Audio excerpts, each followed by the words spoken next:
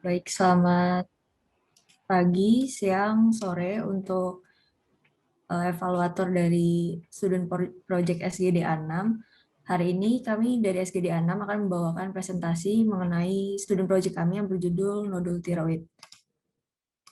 Baik, ini dapat dilihat nama-nama anggota dari SGDA 6. Baik, selanjutnya bisa dilanjutkan oleh teman saya. Baik, perkenalkan nama saya Dinda. Jadi untuk latar belakangnya, nodul tiroid itu merupakan benjolan yang muncul pada kelenjar tiroid di leher. Menurut American Thyroid Association, nodul tiroid itu adalah sebagai lesi terpisah di dalam kelenjar tiroid, dan secara radiologis berbeda dari parenkim tiroid di sekitarnya. Nodul tiroid itu dapat bersifat soliter, multiple, kistik, atau padat. Lebih dari 90% nodul tiroid bersifat benign, namun secara klinis penting karena nodul tiroid juga dapat bersifat malignan. Nah, secara keseluruhan, penemuan nodul tiroid itu semakin meningkat yang disebabkan tersedianya modalitas dalam menegakkan diagnosis, terutama dalam pemeriksaan penunjang meliputi pemeriksaan kadar tiroid stimulating hormon di dalam serum, lalu ada vanilla aspiration, ultrasonografi tiroid, dan juga CT scan. Selanjutnya dilanjutkan dengan nama saya.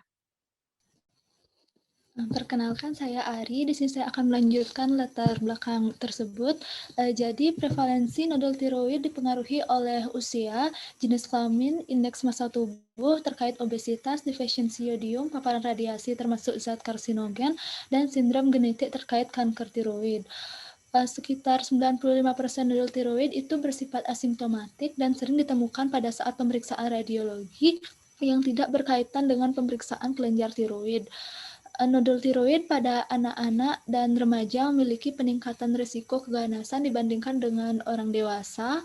Dapat terjadi bersamaan dengan kondisi subacute tiroiditis, kronik limfositik tiroiditis, dan Graves' disease. Penata laksanaan yang umum dilakukan yakni pembedahan dan terapi dengan hormon tiroksid untuk memperlambat pertumbuhan nodul. Sekian dari saya, mungkin dapat dilanjutkan. Ya, Om Swastiastu, perkenalkan nama saya Gabriel Raja Putra Utama. Jadi rumusan masalah pada SP kita kali ini adalah bagaimana definisi dan etiologi dari tiroid nodul, bagaimana epidemiologinya, bagaimana patofisiologi, histopatologi, dan bagaimana cara mendiagnosisnya. Nah, tujuannya itu adalah mengetahui definisi etiologi dan faktor risiko, serta mengetahui manifestasi klinis dari nodul tiroid dan penata laksanaan setelah prognosisnya. Selanjutnya dilanjutkan oleh teman saya. Baik, selanjutnya itu untuk manfaat dari penulisannya sendiri. Yang pertama itu untuk menambah pengetahuan penulis. Kita literatur keilmuan lebih lanjut mengenai definisi, etiologi, epidemiologi, patofisiologi, histopatologi, diagnosis, dinamikis banding, serta tata laksana dari nodul tiroid.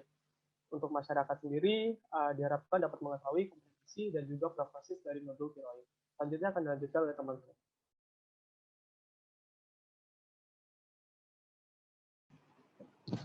Baik, perkenalkan saya Nanda. Di sini akan melanjutkan presentasi definisi dan etiologi nodul tiroid. The American Thyroid Association atau ATA mendefinisikan nodul tiroid sebagai lesi diskret yang berada dalam kelenjar tiroid. Etiologi dari nodul tiroid dapat meliputi radiasi ion. Penyebab lainnya ialah berupa kebiasaan merokok, obesitas, sindrom metabolik, konsumsi alkohol, peningkatan insulin-like growth factor, dan fibroid uterin. Nodul tiroid juga dapat menjadi awal dari timbulnya karsinoma tiroid.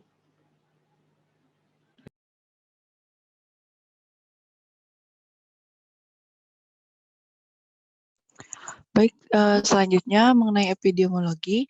Sebelumnya perkenalkan nama saya Nila Fikrian Witarni. Di sini epidemiologi dari nodul tiroid, yaitu kelainan pada kelenjar tiroid merupakan kelainan endokrin terbanyak di dunia setelah diabetes. Sekitar 300 juta orang di dunia dilaporkan menderita kelainan tiroid.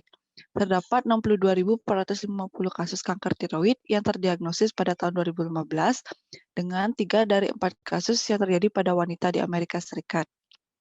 Kanker tiroid telah meningkat di seluruh dunia selama beberapa dekade terakhir dan merupakan kanker yang meningkat paling pesat di Amerika Serikat.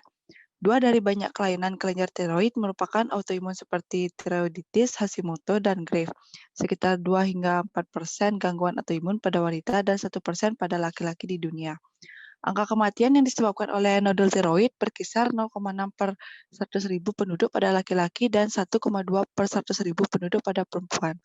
0,85% pada laki-laki dan 2,5% pada perempuan dari seluruh keganasan kanker tiroid dengan perbandingan 1:3. Kanker tiroid biasanya terjadi pada usia 20 hingga 50 tahun dan perempuan yang paling dominan. Namun, kanker ini dapat terjadi pada semua usia. Di Indonesia sendiri, pada tahun 2014, dilansir dari Registrasi Perhimpunan Dokter Spesialis Patologi Indonesia, didapatkan kanker tiroid menempati urutan ke-9 dari 10 kanker terbanyak. Di Rumah Sakit Dr. Cipto Mangkusumo, Jakarta, menempati urutan ke-5. Mungkin bisa dilanjutkan. Next slide.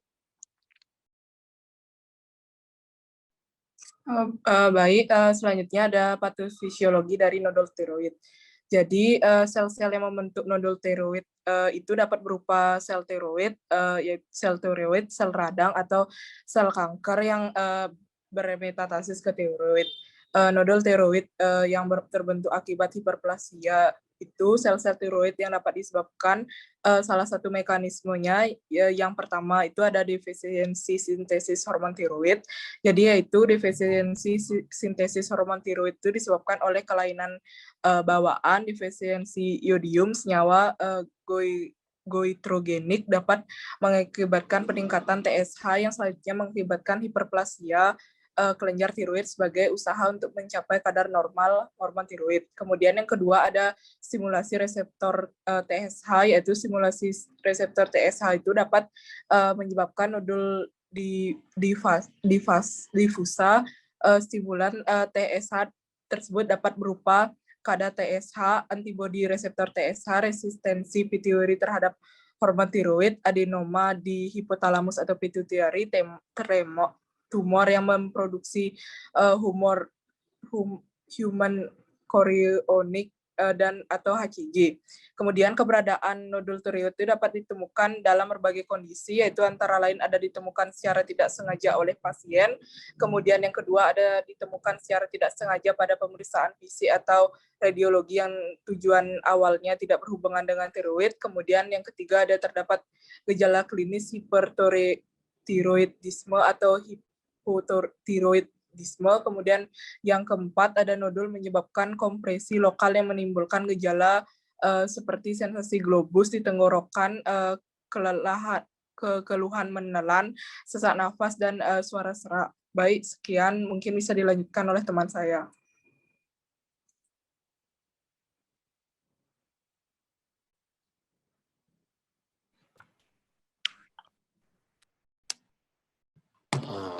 Baik, selanjutnya sebelumnya nama saya Made Bagus Bayu Kumara. Ini saya ingin melanjutkan presentasi dari teman saya tentang histopatologi nodul tiroid. Di sini kelenjar tiroid terdiri atas dua lobus yang dihubungkan oleh isthmus dan terdiri atas folikel yang berisi koloid. Kelenjar dibungkus jaringan ikat longgar yang menjulur septa ke dalam parenkim. Koloid sendiri terdiri atas triglobulin, yaitu suatu glikoprotein yang mengandung suatu asam amino. Hormon kelenjar tiroid disimpan dalam folikel sebagai keloid. Selain sel folikel, sel-sel parafolikel yang lebih besar juga terdapat di kelenjar tiroid. Sel-sel ini terdapat di dalam epitel folikel atau di antara folikel. Adanya banyak pembuluh darah di sekitar folikel, memudahkan mencurahkan hormon ke dalam aliran darah. Di sini di sistem Bethesda untuk pelaporan histopatologi tiroid atau TBS-RTC menetapkan sistem pelaporan standar berbasis kategori untuk spesimen aspirasi jarum halus atau FNA. Setiap laporan FNA tiroid harus dimulai dengan salah satu dari 6 kategori diagnosis yang namanya tetap dan tidak berubah sejak pertama kali diterapkan.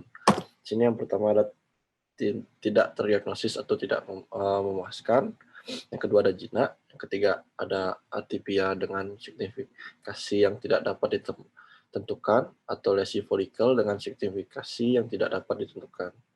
Selanjutnya ada neoplasma folikel atau mencurigakan adanya neoplasma folikel. Selanjutnya ada mencurigakan keganasan, dan terakhir ada keganasan. Mungkin selanjutnya presentasi bisa dilanjutkan oleh teman saya. Baik, di sini saya akan melanjutkan presentasi dari teman saya. Nama saya Granuda. Jadi sini saya menjelaskan tentang diagnosis nodul tiroid. Jadi 90% kasus nodul tiroid ini tidak teraba dan bermanifestasi jinak atau benign. Jadi tapi beberapa kasus dapat menyebabkan suatu kecemasan atau sehingga diperlukan pemeriksaan yaitu ada anamnesis, ada pemeriksaan fisik dan pemeriksaan penelitian. Selanjutnya, ya, untuk anamnesis dan pemeriksaan fisik itu pada anamnesis usia menjadi salah satu faktor yang spesifik. Pasien ditanya mengenai ada tidaknya kesulitan menelan, sulit bernafas, serta perubahan suara. Paparan radiasi terapeutik saat anak-anak keluarga dengan kanker tiroid. Pemeriksaan fisik itu bisa memeriksa bentuk ukuran nodul, propagasi pada leher, sentral, dan lateral. Next. Untuk pemeriksaan penunjangnya ada tes fungsi tiroid untuk pengukuran serum tiroid stimulatif hormon atau TSH ini. Ada seorang pasien dengan tiroid, konsentrasi TSH yang rendah, itu mengindikasi hipotiroid. Kalau konsentrasi TSH yang meningkat, mengindikasi hipotiroid. Jadi kondisi hipotiroid dapat mengindikasikan untuk pemeriksaan FNAB. Next.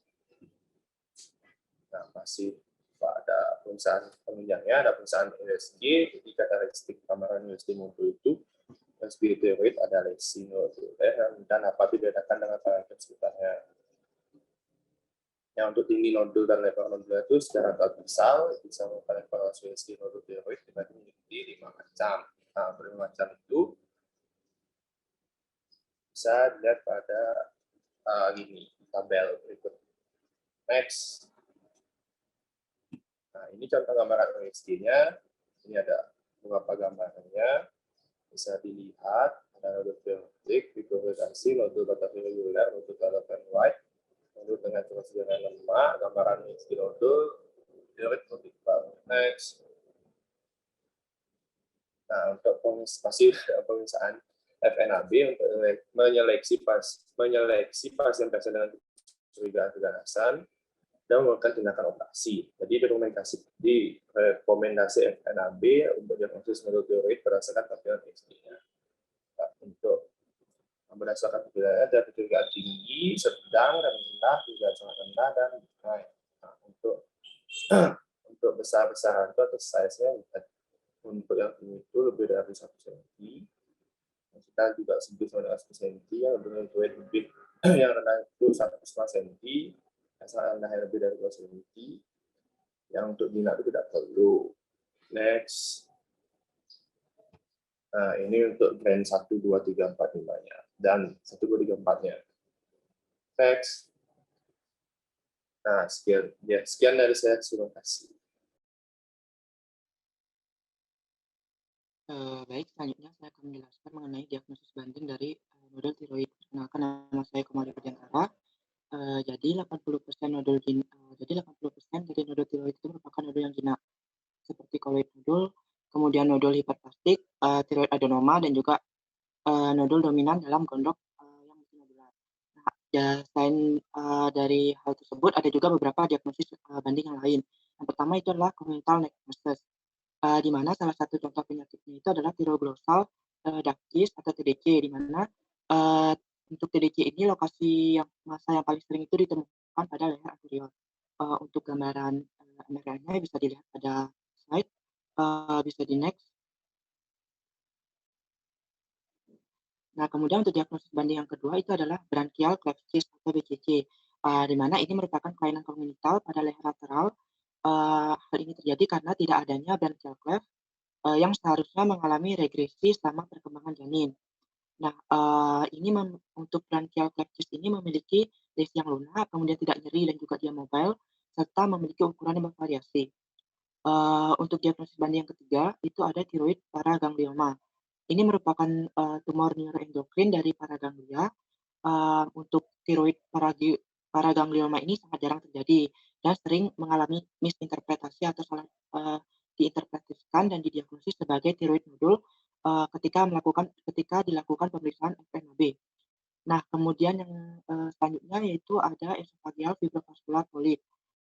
Untuk esophageal fibrovascular kolip ini biasanya dia asimptomatik, ada polip-polip yang berukuran kurang dari 5 cm. Nah, secara klinis, ini dapat menyerupai pembengkakan tiroid di bagian anterior leher. Untuk gambaran USG dan juga MRI-nya bisa dilihat pada slide. Baik, sekian, terima kasih.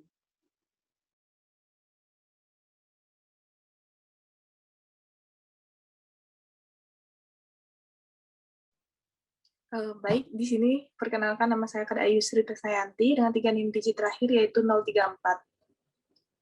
Di sini saya akan melanjutkan mengenai manajemen nodul tiroid tersebut, di mana untuk tata laksana sendiri dari nodul tiroid tergantung dari FNA-nya itu sendiri, di mana dia itu tergantung apakah dia termasuk dia itu benign ataupun malignan.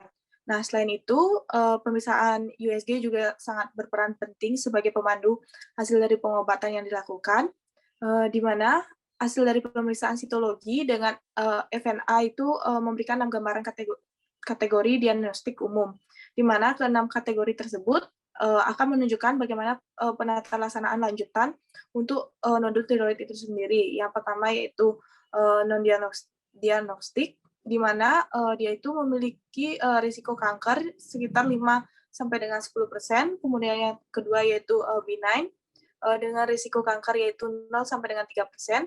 Kemudian yang ketiga yaitu atipia secara signifikan yang tidak dapat ditentukan dalam suatu lesi dengan folikel yang tidak dapat ditentukan pada saat kanker tersebut dengan risiko yaitu 10 sampai dengan 30%.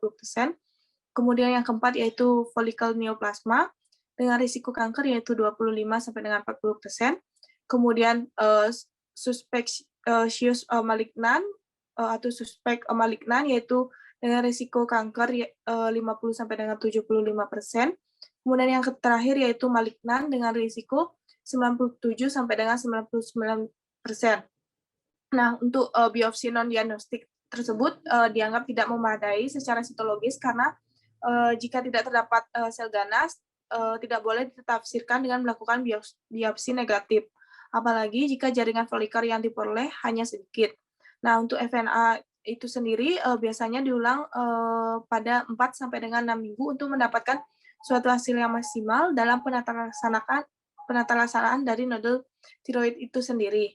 Nah, jika seseorang tersebut yang terkena penyakit semisalnya dengan risiko benign, seperti misalnya makrofolikuler, kemudian gondok, adenoma koloid, dan tiroiditis Hashimoto tersebut biasanya dilakukan tanpa operasi. Namun, jika terdapat penemuan pemeriksaan lebih awal, yaitu sekitar 12 sampai dengan 24 bulan melalui interval yang meningkat, dia itu bisa menunjukkan kecurigaan, sehingga untuk FNA tersebut harus dilakukan pengulangan pemeriksaan dalam 12 bulan. Sekian dari saya, bisa dilanjutkan.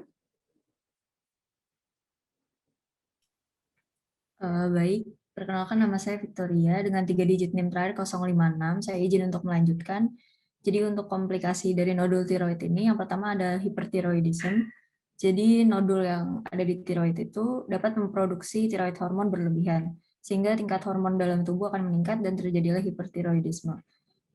Lalu selanjutnya ada juga komplikasi lain, yaitu kesulitan menelan dan bernafas. Ini akibat dari pembesaran kelenjar tiroid di leher, yang dapat juga menekan trakea sehingga terdapat kesulitan untuk menelan dan bernafas. Sekian dari saya, silakan dilanjutkan.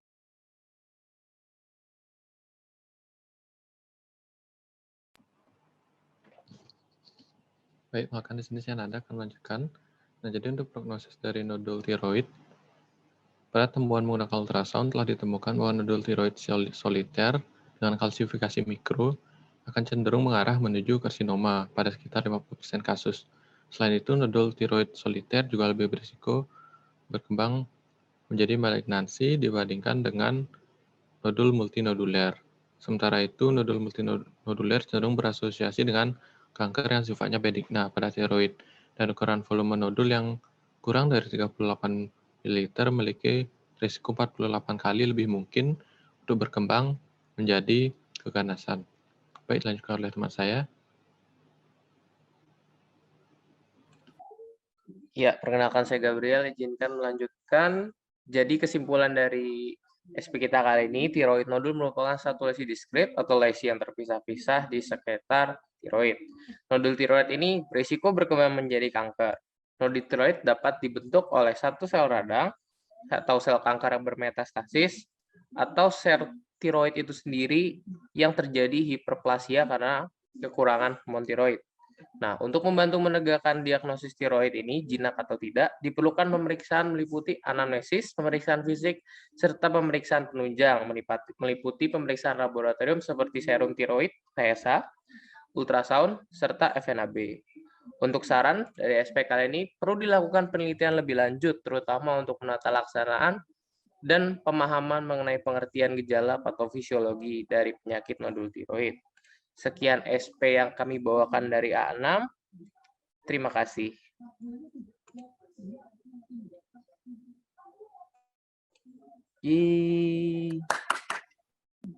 Recordnya tak ambil dulu ya. Tak end dulu ya. Dadah guys. Oke, thank you Gap. Mudah-mudahan ada guys. Terima kasih. Bye.